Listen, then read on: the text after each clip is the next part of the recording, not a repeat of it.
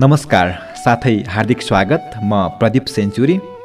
आजको बसाइमा पनि तपाईहरूको लागि भनेर मैले एउटा कथा लिएर आएको छु र यस कथालाई लेख्नु भएको छ सानु शर्माले र कथाको शीर्षक हो भाउजू। अब सुनौ सानु शर्माले लेख्नु भएको कथा भाउजू।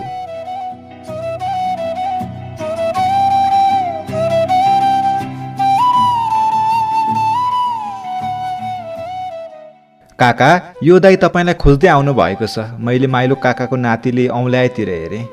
एकछिन यस्तो लाग्यो म एनामा आफैलाई हेरिरहेको छु, तर होइन, मेरो यो रूप कहिल्यै थिएन। म केही बोल्नुभन्दा पहिल्यै त्यो युवक मेरो खुट्टामा घोप्टियो। को हो बाबु, कहाँबाट आयो, मलाई कसरी चिन्यौ? मैले उसको टाउकोमा हात राख्दै सोधेँ। निकै बेर मेरो खुट्टामा घोप्टिएर टाउको उठाउँदा उसका आँखा सजल थिए। किन मलाई ती आँसु भरिएका आँखाहरू एकदमै परिचित झैँ लागे। मैले फेरि उसलाई सोध्न खोजेँ, तर त्योभन्दा पहिले उसले मलाई अँगाल्यो र मेरो छातीमा टाँसियो। मेरो मुटु नराम्रोसँग हल्लियो, मन गाँठो परेको डोरी चाहिँ भयो। मैले उसलाई आफूबाट पर धकेल्न खोजेँ। भने, के गरेको बाबु, यो को हौ तिमी? उसले रुँघिएको कण्ठले भन्यो, म ताराको तपाईँकी भाउजूको छोरा।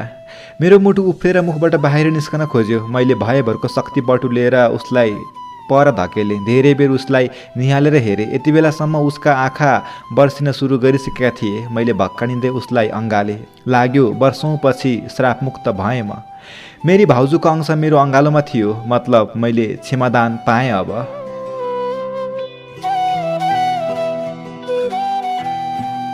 आज तेस्रो दिन थियो आमालाई कुरेर बसेको। तपाईँ जेसुकै भन्नुहोस् मालदाई, जेठाको मुख नहेरी भाउजूको परान जाँदैन, काकाले बिस्तारै भने। बाले असहाय भावले खुइया गर्दै भन्नुभयो, खै खबर त गरेकै हो। टेलिफोनमा कुरा गर्दा जसरी नि आउँला भन्थ्यो, टाढाको कुरो के हो। उसो त आमा प्राय बिरामी भइरहनुहुन्थ्यो, तर यसपटक उहाँ बाँच्ने आश कसैलाई थिएन। त्यसैले पनि कसैले उहाँलाई सहर लैजाने कोसिस गरेनन्। यस्तो गलेको ज्यानले म डोका बोकेर सहर पुग्दिनँ। बरु मलाई सालिकेलाई आएर मुख देखाएर जा भनिदिनु सालिकेको बा, मेरो प्राण सुबिस्ताले जान्थ्यो। आमाले मान्नु भएन डोकोमा बोकिएर जान। बाका अरू 3 भाइले पनि बालाई अन्तिम अवस्थामा कहीँ नलैजान सल्लाह दिए। म भन्दा 9 वर्ष जेठो मेरो दाई शालिग्राम अमेरिका भासिएको 10 वर्ष भइसकेको थियो। मलाई त राम्ररी याद पनि थिएन ऊ कसरी पुगेथ्यो त्यहाँ, तर मलाई ऊ हिँड्ने बेलामा आमा रोएको, बाले उसलाई सम्झाएको भने याद थियो। आफूभन्दा 9 वर्ष जेठो दाई मेरो लागि बासमान नै थियो। म बासँग झैँ उसँग पनि उत्तिकै डराउँथे त्यो बेला। मेरा उमेरका साथीहरूले बालाई भनिदेऊ भन्दा बरु म त्यति डराउँदैन थिएँ जति दाईलाई भनिदेऊ भन्दा डराउँथे। बाले त बरु मेरो बदमासी सुनेर पनि कहिलेकाहीँ हाँसेर टारिदिनुहुन्थ्यो, तर दाईले मेरो कान निमोठेर रातै पारिदिन्थ्यो। 19 वर्षको उमेरमा घर छोडेर हिँडेको दाई पुरा 10 वर्ष घर आएन। 6 वर्षसम्म त उसको कुनै सन्चो बिसन्चोको खबर पनि पाउन सकेनौँ। तर 4 वर्ष अघि तल फाँटको अरबे साउको पसलमा फोन आएदेखि बाले 4 चौरास दौडेर उसको खोज खबर गर्नुभयो। 2 वर्ष अघि दाईले मोबाइल पठाइदिएकोले उसँग प्राय कुरा भइरहन्थ्यो। अब बा आमा उसलाई घर आएर बिहे गर भन्दै किचकिच गरिरहनुहुन्थ्यो। ऊ हस भनेर टारिदिन्थ्यो। मेरो त उसँग बोल्ने हिम्मत हुन्थेन, तर ऊ मलाई राम्ररी पढ, राम्ररी SLC पास गर अनि म तँलाई सँगै यहाँ ल्याउँछु भन्थ्यो। म दङदास परेर गाउँभरि झ्याली पिट्दै हिँड्थेँ, म पनि अमेरिका जाने भनेर। बाले सुने मेरो कान निमोड्दै भन्नुहुन्थ्यो, यत्रो जा अमेरिका, एउटै गएको त घरबार भुलेर बस्या छ, अब पठाउँला नि तँलाई। आमा सुकसुकाउँदै भन्नुहुन्थ्यो, घर व्यवहार हेर्ने बेलामा विदेशमा हराइरहेछ दाई, अब तँ पनि गए हामी के गर्छौँ? उसका दौतरीहरूका काखाभरि सन्तान भइसके, ऊ भने कहाँ हन्डर खाइरहेछ एक्लै विदेशमा। हाम्रो पछाडि गाउँघरमा दाईले उतै खैरेनी राखेर बसेको गाईगुई चल्थ्यो। मेरो कानमा पर्दा म लड्न भिड्न जान्थेँ। बाले सुने भन्नुहुन्थ्यो, आफ्नै सिक्का खोटो, अरूलाई के भन्नु? आएर बे गरेर गए कसले के भन्न सक्छ र? तर उसलाई पर्वा भए पो 1-20-9 को भयो। अहिलेसम्म बे नगरी बसेपछि अरूले कुरा काट्दैनन् त। आमाको अर्कै दुखेसो थियो, छोराले धर्म भ्रष्ट गराइदिएर स्वर्गमा बास नपाइएला भन्ने। मलाई भने आफ्नो बा सहरको दाईसँग अटुट विश्वास थियो। मसँगै पढ्ने र मैले साह्रै मन पराउने कुसुमले दाईलाई गाउँमा चल्ने गाईगुई सुनाउँदा उल्टै उसँग रिसाएर कयौँ दिन बोल्थिनँ। मैले भने हो र ऊ मलाई मनाउने प्रयास गर्थे। हाम्री फुपूका घरकाले भनेका अरे उनैले कुरा ल्याके। त्यसो हो भने उनैको कुरा सुन, मसँग बोल्न पर्दैन। म उसको छेउबाट उठेर हिँडिदिन्थेँ। यस्तैमा एक दिन साँझको झिसमिसेमा खैरीले झैँ पिठोमा बडे मानको ब्याग भिरेर गोरो चिट्ट खैरी जस्तै देखिने मेरो दाई घर आइपुग्यो। पहिले त कसैले उसलाई चिनेनन्। चिनेपछि रुवाबासी सुरु भयो। रुवाबासी बन्द भएपछि 4 दिनमा 6 पटक तुलसीको मठमा पुर्याएकी आमाले मुन्टो उठाइन्।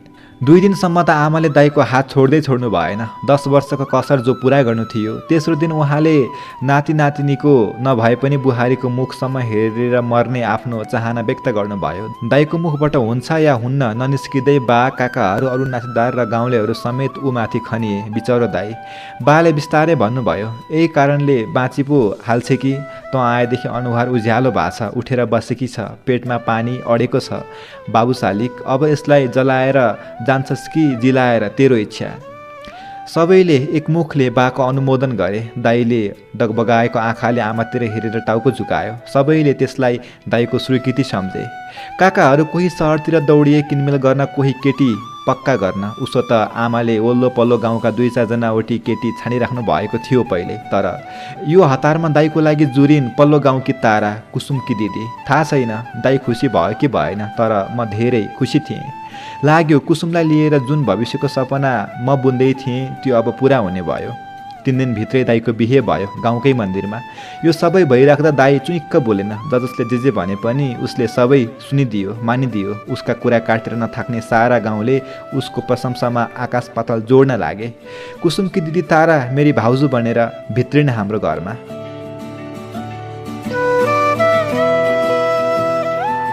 सातौं दिन बुहारीको अनुहार मनभरि हेर्न नपाउँदै आमाले यो संसार छोड्नुभयो।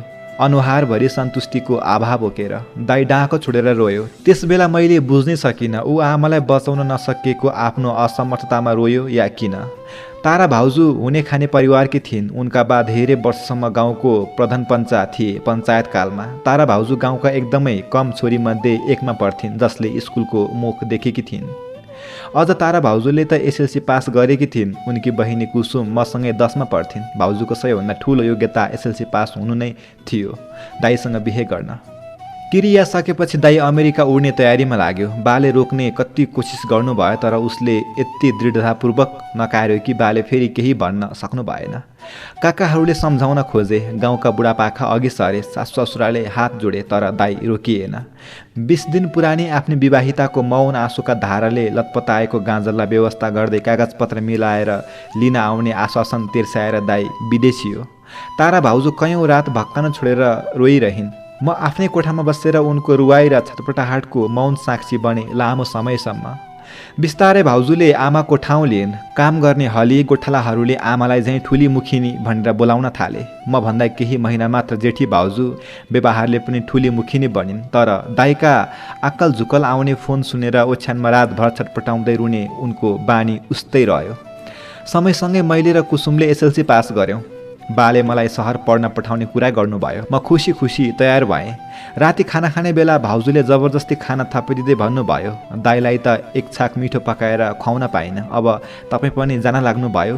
तपाईँ हुँदासम्म त घरभरि भए झैँ लाग्थ्यो दाई नभए पनि, तर बा पनि त घर बस्नुहुन्न अचेल त्यति। अब त चुलो बाल्नु पनि कसको लागि। ताराको भाग्यमा रितो घर, रितो ओछ्यान, रितो मन र जीवन बाहेक अरू केही लेखेनछ दैवले। उनका ती शब्द मेरो छातीमा ठोकिए। मैले अरू खान सकिनँ। भोलिपल्ट मैले बासँग आफ्नो सहर नजाने निर्णय सुनाएँ। बाले जिल्ल पर्दै भन्नुभयो, के गर्छस् यहाँ बसेर? दाईले झैँ पढ्दैनस्, ठुलो मान्छे बन्दैनस्? मैले भने, बा ठुलो मान्छे हुन म घर परिवार छोड्दिनँ। बुढो हुनुभएको तपाईँ र एक्लै भाउजूलाई छोडेर म कहीँ जान्न। यहीँ बसेर पढ्छु, तरकारी फलफुल खेती गर्छु। दाई आएर भाउजूलाई लिएर गइहालोस्, त्यसपछि म सोचौँला सहर जाने कुरा। बाले केही भन्नु भएन। मेरो टाउकोमा हात राखेर आफ्ना धमिला आँखा पुस्दै बाहिर निस्किनु भयो। घर परिवार बिर्सेर बाहिर बसिरहेको छोराको वियोग झेलिरहेका मेरा बाले मेरो त्यो निर्णयले राहत दिए झैँ लाग्यो मलाई। म नजाने कुरा जब तारा भाउजूले सुनिन्, उनको अनुहार धपक्क बल्यो। तर उनले बिस्तारै भनिन्, नगएर के गर्ने, पढ्न परेन? तपाईँ दाईसँग गएपछि म बालाई लिएर सहर पस्छु अनि त्यहीँ पढ्छु। अहिले चाहिँ यहीँ खेतबारीमा काम गरेर पैसा कमाउँछु, मैले हाँस्दै भने। उनले सुटुक्क आँसु पुछिँदा भनिन्, दाई आएपछि तपाईँ र बालाई पनि सँगै लान भन्छु म। उनको स्वरमा उदासी मिसियो। झनै बिस्तारै भनिन्, आउने पो कहिले हो कुनी बरु। म नजाने कुरा जब कुसुमले सुनि नराम्ररी रिसाई। के गर्छौ सहर नगएर, हली गोठालोको काम सघाउँछौ? अनुहारमा सम्पूर्ण औँसी पोतेर उसले भने। सधैँलाई हो र, केही वर्ष त हो नि, दाइ आएर भाउजू लगोस् अनि जान्छु सहर पढ्न, मैले पूर्ण विश्वासका साथ भने। म चाहिँ भिनाजु झैँ अमेरिका जाला, टन्नै पैसा कमाएर हामीलाई पनि हेर्ला भन्या त? कुसुम बुदबुद्याए। म यहीँ बसेर पैसा कमाउँछु, यहीँ बसेर पढ्छु, मैले भने। उसले ओठले पारी। मैले आफ्ना भनाइ साबित गरेर देखाएँ, जसका लागि तारा भाउजूले दिनरात नभनी मेरो साथ दिइन्। हामीले अदुवा खेती सुरु गऱ्यौँ, साथमा काँक्रो, गोलभेडा, खुर्सानी, बन्दा, काउली, गाजर र अरू पनि थुप्रै मौसम अनुसारका तरकारी बोकेर आफै सहर पुग्थ्यौँ बेच्नको लागि। बेचेर जम्मा भएको पैसाले म आफ्ना लागि भन्दा पनि धेरै बा र भाउजूका लागि सामान किन्थेँ। भाउजू सुरुमा अप्ठ्यारो मान्थिन्, तर बिस्तारै आफ्नो आवश्यकताको लिस्ट नै दिन थालिन्। मेरो मन फुरुङ्ग हुन्थ्यो उनका लागि केही किनिदिँदा। उनी मेरो खुब ख्याल राख्थिन् अनि म उनको, तर मेरो बाध्यता, म आज पनि उनलाई नरो भन्न सक्दिनँ। उनी आफ्नो कोठामा राति एक्लै दाईको यादमा छटपटाएर रोइरहन्थिन्। अरू बेला भने म जिउ ज्यानैले कोसिस गर्थेँ भाउजूको ओठमा मुस्कान ल्याउन। ती दिनहरूमा भाउजू मेरो जीवनमा एउटा यस्तो हिस्सा बनिदिएकी थिइन् जसको प्रेरणा, साथ र हौसला बिना म आफैलाई आधा अधुरो हुन्थेँ। हुन त हामी गाउँका हुने खानेमै गनिन्थ्यौँ पहिले पनि। झन् अहिले त मेरो कमाइले धेरै माथि पुर्याएको थियो। कमेरो पोतेको कच्ची घरले काँचुले फेरेर पक्की घुमाउने बार्दली भएको घरको रूप लिएको थियो। गोबर ग्यासले चुलो मात्र होइन, झिलिमिली बत्ती पनि बल्थ्यो घरमा। काम गर्ने मान्छे थिए, भाउजू खटनपटन गर्थिन्, परे आफू पनि खटिन्थ्यो। बाँकी उनी उस्तै थिइन्। आँखामा कालो मोटो गाजल, निधारमा बाटुलो रातो टीका, कालो कालो वर्णको हिस्सी परेको अनुहार। मलाई मेरी भाउजू वरपरका 10 गाउँमा सबैभन्दा राम्री लाग्थिन्, कुसुमभन्दा पनि राम्री।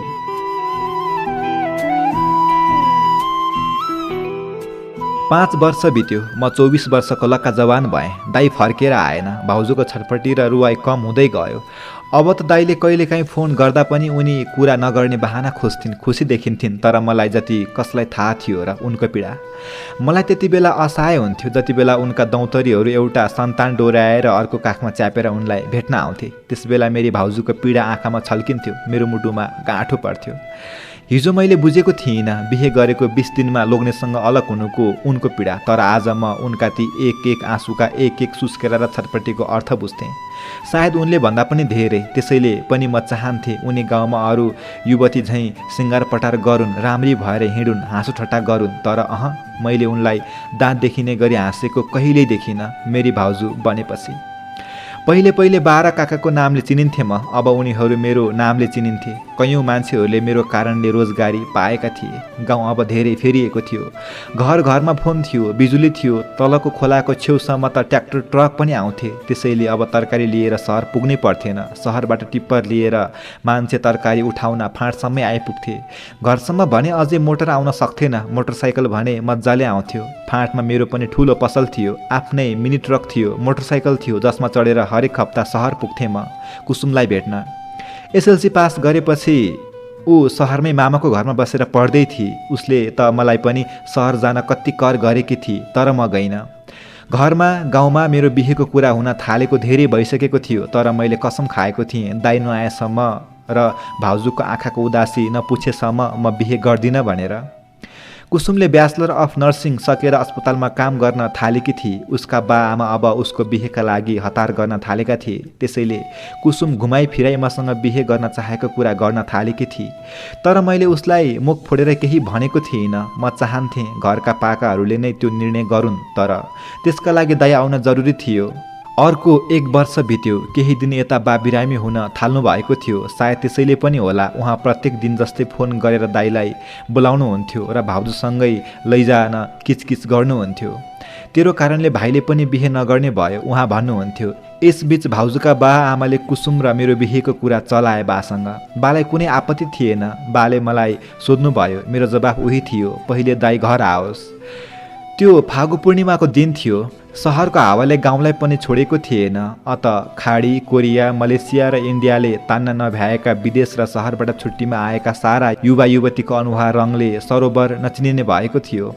यस्तोमा कतिले मेरो पसलमै आएर मैले विरोध गर्दा गर्दै पनि रङ्गाएर छोडे। सहर र विदेशबाट छुट्टीमा आएका सहपाठीहरूको जबरजस्तीमा मैले पसल अलि चाँडै बन्द गरेँ। हामी सबै नजिकैको होटलमा पस्यौँ। साथीहरूले टन्न रक्सी पिए। म पिउँदै नपिउने मान्छेहरूले पनि उनीहरूको जोर जबस्तीमा 1.5 बोतल बियर रित्याए। साथीहरूसँग छुटिएर घर आएँ। पहिलो पटक बियर पिएकोमा आफूलाई अपराधी ठहराएँ। त्यति ढिलो त भएको थिएन, तर पनि मलाई कुरेर ढोकामै उभिएकी भाउजूले आत्तिएको स्वरमा भनिन्, कहाँ गा तपाईँ यति अबेरसम्म? फोन गरेको पनि उठा होइन? चक्रेलाई पसलमा हेर्न पठाएको उसले नि आएर पसल बन्द छ भन्यो। बा घर हुनुहुन्न? मेरो पराण घाँटीमा बस्या छ। कतिखेरदेखि कहाँ गारा बस्या तपाईँ भन्दैन भनी।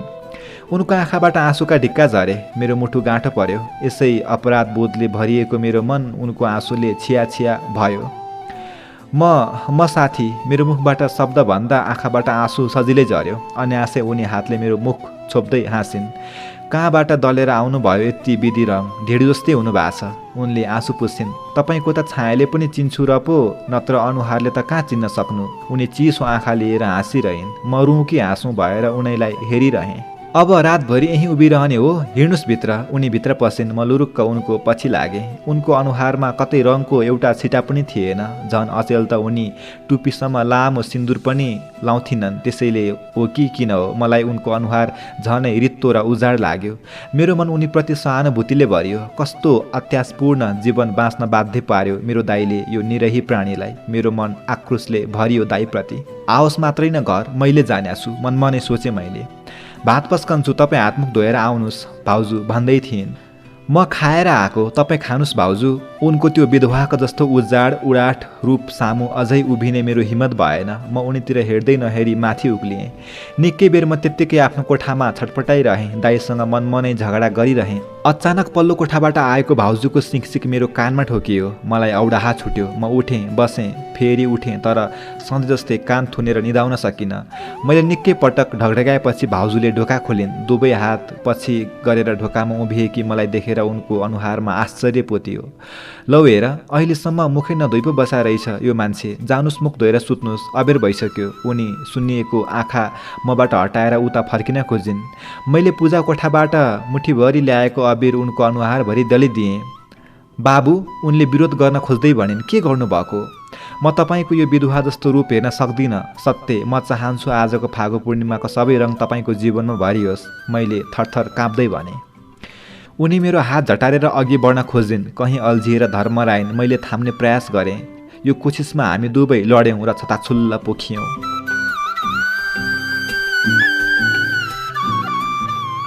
20 दिनमा घर फर्किन। बाले सहरमा काम छ भनेर खबर पठाएँ। बहुला जस्तै यहाँ र त्यहाँ भौतारी रहेँ। कुन मुख लिएर घर फर्कन्थेँ? कसरी उभिन जान्थेँ म मेरी भाउजू सामु? कैयौँ पटक मर्न कोसिस गरेँ, तर सकिनँ। बारम्बार बाह्र भाउजूको अनुहार आँखा अगाडि आउँथ्यो अनि मनले भन्थ्यो, यिनीहरू के गर्लान्? म यसरी आत्महत्या गरेर मरे। न रक्सीले राहत दियो न आँसुले। हारथाक भएर 21औं दिनको दिन भाउजूले दिएको सबै सजाय भोग्ने सङ्कल्प गर्दै म घर फर्किएँ। तर भाउजू घरमा थिएनन्। सबै कागजपत्र मिलाएर भाउजूलाई लिन आएको दाइ भाउजूलाई लिएर अघिल्लो दिन मात्रै अमेरिका उडेछ। आधा मन भाउजूको सामना गर्न नपर्ने भएकोमा अलि ढुक्क भयो। बल्ल तल्ल यत्रो वर्षपछि घर आएको दाइलाई भेट्न पाइनँ। हिँड्ने बेलामा भाउजूलाई राम्ररी बिदा गर्न पाइनँ। सबैभन्दा बढी मन यसैले दुखाएको थियो। त्यसपछि मैले बा, कुसुमको परिवार र कुसुमले जतिसुकै जबरजस्ती गरे पनि बिहे गर्न मानिनँ। कसरी मान्थेँ? उसकी दिदीको अपराधी जो थिएँ म। कुसुमको बिहे अन्तै भयो। मलाई सत्तो सराप गर्दै ऊ बिदाई भई। मैले आफूलाई झनै धेरै काममा जोतेँ। न बिहे गरेँ न परिवार बनाएँ। आफूलाई दुःख दिइरहेँ र पापको पश्चाताप गरेको भन्ने सोचेर मन बुझाएँ। यही क्रमले 26 वर्ष बित्यो मेरो। आज भाउजूको छोरो अनिकेतलाई सामुन्ने देखेर मलाई लाग्यो सायद माफीको लायक भएछु म। नत्र यत्रा वर्ष एकपटक फोन पनि नगरेकी, कुनै खबर नपठाएकी भाउजूले छोरो किन पठाउँथिन् यहाँ? अनिकेत आएको लगभग महिना दिन बितेपछि एक दिन मैले उसँग सोधेँ, बाबु कहिले फर्कन्छस्? उसले क्वारक्वार्ती मलाई हेऱ्यो एकैछिन अनि बिस्तारै भन्यो, कहिल्यै फर्किन्न। के भन्छ यो? उता दाइ भाउजू पिर गरिरहनु भयो होला। फोन पनि गरेको छस् कि छैनस्? झगडा गरेर त आएको होइनस् नि? ऊ केही नबोली भित्र पस्यो। म त्यहीँ उभिरहेँ। केही बेरपछि बाहिर निस्कियो। मेरो हातमा एउटा खाम थमायो र मतर्फ हेर्दै नहेरी सहरमा परिणत भएको फाँडतिर झर्यो। मैले ओल्टाइ पल्टाइ त्यो खाम हेरेँ जसमा कसैको नाम थिएन। फलैँचामा बसेर त्यो खाम खोलेँ। सबैभन्दा माथि बाबु लेखेर केरिएको थियो र त्योसँगै मेरो नाम अर्जुन लेखिएको थियो। मैले बिस्तारै पढ्न सुरु गरेँ।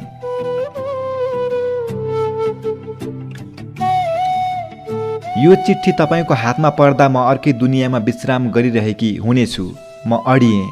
त्यही लाइनलाई कयौँ पटक पढेँ। के मतलब थियो त्यसको? थरथराएको हातले दौरोसँग चिठी थामेँ र आँसुले धमिलिँदै गएको आँखालाई फेरि चिठीमा केन्द्रित गरेँ। त्यो दिन हिँड्ने बेलासम्म तपाईँ आइपुग्ने आश गरिरहेँ, तर तपाईँ आउनु भएन। कुनै दिन तपाईँको दाइको साथ लागेर अमेरिका उड्नु मेरो जीवनको एउटै मात्र उद्देश्य भए पनि त्यो बेला यदि मिल्ने भए म त्यो घर छोडेर कहीँ जान्न थिएँ। तर तपाईँको सजिलोको लागि म तपाईँको दाइको पछि लागेँ। के गरौँ, सामाजिक रूपमा उहाँसँग नै बाँधिएको थिएँ। मन जो र जेसँग बाँधिए पनि अमेरिका जानु अब मेरो लागि कुनै खुसीको कुरो थिएन। त्यसमाथि त्यहाँ पुगेर त झन् त्यो एउटा यातना सिवाय केही रहेन। तपाईँको दाइ स्वास्नी मान्छेको संसर्गमा खुसी हुने खालको पुरुष हुनुहुन्थेन। उहाँको वर्षौँदेखि पुरुष पार्टनर थियो जोसँग उहाँ छुट्टिन चाहनुहुन्थेन। हे भगवान्, मेरो मुखबाट निस्कियो। मैले थरथराएको हातले आँसु पुछेर फेरि पढ्न थालेँ। उनीहरू दुवैजनाले मलाई सामु राखेर आफ्नो असमर्थता सम्झाए। मलाई जीवनभर सहयोग गर्ने बाचा दिएर मैले चाहेको गर्न सक्ने आश्वासन दिए। 6 वर्षदेखि पतिको संसर्ग र साथको कामनामा छटपटाइरहेकी एउटा स्त्रीले त्यो सबै सुनेर बहुलाउनु पर्ने थियो। तर म शान्त थिएँ। शान्त के, म त खुसी थिएँ। तपाईँ सोच्नुहोला यस्तो पनि हुन्छ, तर सत्य यही हो। बिहे गरेर आफ्नै विवाहिताको स्पर्श समेत नगरी 20 दिनमै विदेश हिँडेको पतिको संसर्गको चाहनामा छटपटाउँदै हरेक रात सिरानीलाई अँगालो हालेर रुने यो ताराको त्यति बेलाको मनस्थिति बुझ्न कठिन नै हुन्छ सायद कुनै पनि पुरुषलाई। तर यतिखेर तपाईँलाई बुझाउन म यति नै भन्न सक्छु कि मेरा ती 6 वर्ष लामा छटपटाहटपूर्ण प्रतीक्षाका रात र दिनलाई एउटै रातले जितिदिएको थियो अर्जुन, त्यो फागु पूर्णिमाको रातले। मेरो हातबाट चिठी भुइँमा खस्यो, जिब्रो च्यापुसँग टाँसियो। म छटपटाउँदै उठेँ। चिठी भुइँबाट टिपेर हातमा लिएर निकै बेरमा आँगनमा टहलिएँ।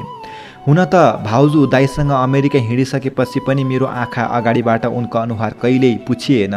कहिले के अनि कहिले के को बहानामा मैले उनी र उनको यादलाई आफ्नो मनबाट जति टकटक्याउन कोसिस गरेँ त्यति नै धेरै उनको याद आइरह्यो। त्यसैले पनि सायद म अपराधबोधबाट मुक्त हुन सकिनँ। दाइकी अर्धाङ्गिनीलाई बिना कारण याद गरिरहनुको अपराधबोध। तर उनको चिठी पढेर मलाई लाग्दै थियो मैले त्यसरी उनलाई याद गर्नु बिना कारण थिएन। मैले फेरि चिठी पढ्न सुरु गरेँ।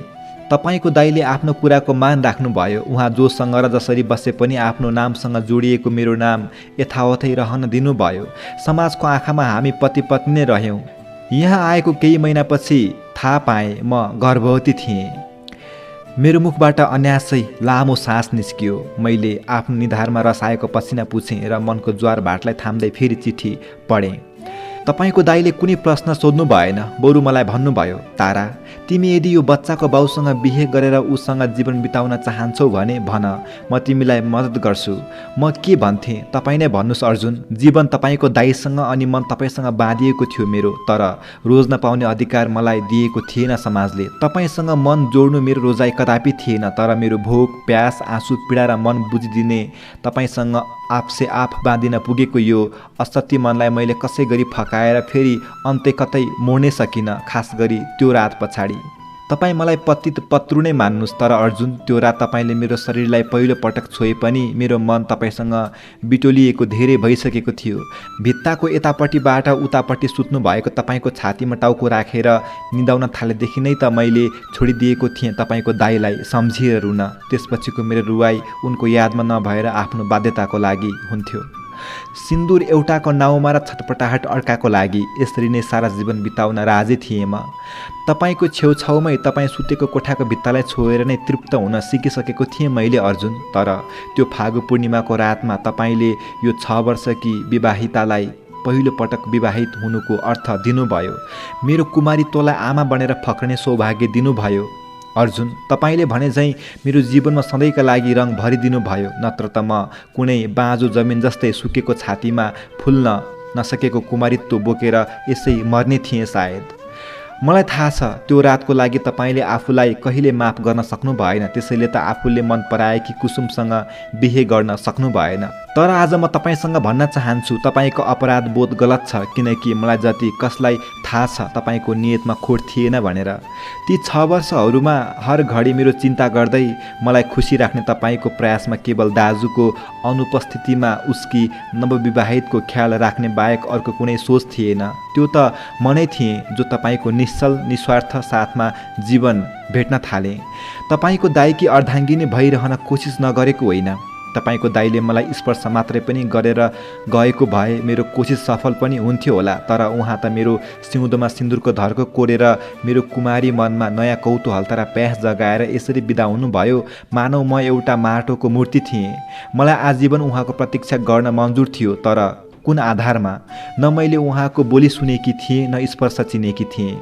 अर्जुन, स्वास्नी मान्छेको लागि शरीर त्यति महत्त्वपूर्ण हुँदैन जति साथ महत्त्वपूर्ण हुन्छ। सायद त्यसैले म तपाईँतर्फ तानिएँ। मलाई थाहा छ हरेक रात म रुँदा छटपटाउँदा मेरो ओछ्यानसँगैको भित्तामा टाँसिएर बस्नुहुन्थ्यो तपाईँ। मलाई थाहा छ कयौँ पटक मसँगै रुनुहुन्थ्यो तपाईँ। मेरो ओठको मुस्कान मेटिन नदिन प्रयत्नरत आँखा सामुको तपाईँलाई छोडेर यो पापी मनले तपाईँको दाइको हुनै मानेन। घर छोडेपछि म फेरि फर्केर त्यहाँ नआउनुको कारण तपाईँ नै हुनुहुन्थ्यो। मलाई डर थियो म तपाईँलाई देखेपछि आफूलाई रोक्न सक्ने छैन। मलाई यो पनि थाहा थियो तपाईँ सत्य सुन्न र सहन सक्नुहुने छैन। त्यसैले म तपाईँको बाबिदा दाइसँग घर आइन, कुसुमको बिहेमा आइन, आमा मर्दा पनि आइन। अर्जुन, मेरो जीवनको सबैभन्दा महत्त्वपूर्ण मान्छे तपाईँ, तर विडम्बना मैले तपाईँको हात थामेर तपाईँ सामु यो सत्य भन्न सकिनँ। मेरो कोखमा जीवन रोप्ने, मेरो काखमा सन्तान दिएर म भित्र मातृत्व फुलाउने तपाईँलाई मैले कहिल्यै कसै सामु मेरो भनेर चिनाउन सकिनँ। मेरो दुर्भाग्य। मेरा आँखाबाट बलिन धारा आँसु झरेर चिठीका अक्षरहरूमा भिजाउँदै थिए, तर मैले पढ्न छोडिनँ।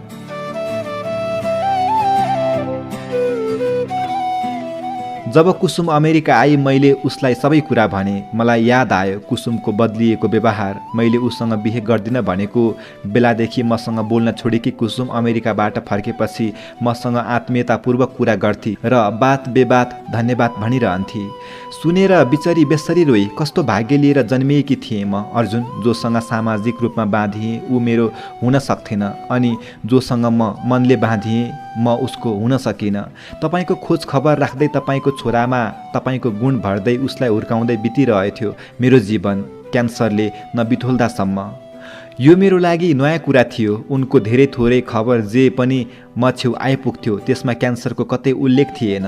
अन्तिम स्टेजको क्यान्सरको बारेमा थाहा पाएपछि मलाई लाग्यो तपाईँलाई सत्य थाहा हुन जरुरी छ, नत्र त मैले यही प्रण गरेथेँ कि म तपाईँको लागि तपाईँकी भाउजू नै रहनेछु आजीवन। तर अब तपाईँको र मेरो सत्य तपाईँको दाई कुसुम र तपाईँको छोरा अनिकेतलाई थाहा छ। मेरो जीवनका अन्तिम दिनहरूमा जब म अस्पतालमा थिएँ मैले तपाईँको दाई र अनिकेतलाई सत्य भनिदिएँ। अर्जुन, मलाई कुनै कुराको अफसोस छैन। सत्य म असन्तुष्ट अतृप्त मरिन। मैले जीवनका सबै खाले अनुभव तपाईँबाट जाने। साथको, मायाको, शरीरको, स्वास्नी मान्छे हुनुको, आमा हुनुको र सुरक्षित हुनुको। त्यसैले नै म यो चिठी लेख्न सक्ने भए। तपाईँलाई धन्यवाद नभनेसम्म सायद मैले अर्को दुनियाँमा ठाउँ पाउने छैन। अर्जुन, समाज र सम्बन्धको विपरीत गएर तपाईँलाई माया गर्नु, तपाईँसँग मन बाँध्नु मेरो अपराध हो। यदि यो अपराध हो भने तपाईँको होइन। त्यसैले यो अपराध बोधबाट निस्कनुहोस् र अनिकेतको साथमा बाँकी जीवन बिताउनुहोस्। तपाईँकी तारा।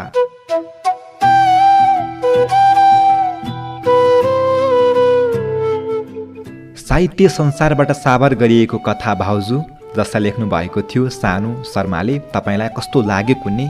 मलाई त कथाले असाध्यै मन छोयो। सायद तपाईँलाई पनि यो कथा मन पर्यो होला भन्ने आशा गरेको छु। कथा जे जस्तो लाग्यो कमेन्ट मार्फत प्रतिक्रिया दिन नभुल्नुहोला। यदि यस च्यानललाई तपाईँले सब्सक्राइब गर्नुभएको छैन भने सब्सक्राइब पनि गरिदिनु होला। आगामी दिनहरूमा यस्तै कथा उपन्यास लिएर आउनेछु। आजको बसाइबाट प्रदीप सेन्चुरी बिदा भएँ। नमस्कार, शुभ समय।